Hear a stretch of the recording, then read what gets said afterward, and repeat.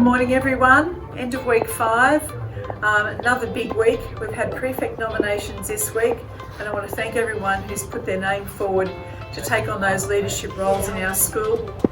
We also will have nominations coming up soon for the other leadership councils, and I urge you to actually be part of that and have a contribution into our school.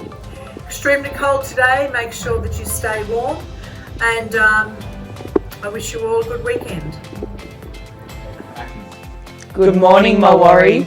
Week 7 is Literacy and Numeracy Week at Mulwaree High School, and we have lots of activities for you to be involved in. We have a short story competition with the theme A Light in the Dark. We have a photo competition with the theme Repeating Patterns. Stories and photos should be submitted to Miss McAleer and I by Wednesday of week 7. On Friday of week 7, it is the costume day, one of the funnest days of the year. So come dressed as your favourite character.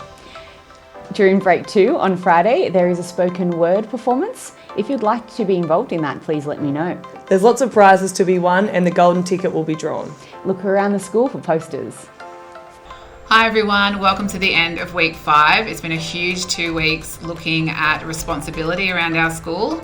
Our 5 winners for this week are Kane, Toby, Reed, Bronte and Anna May.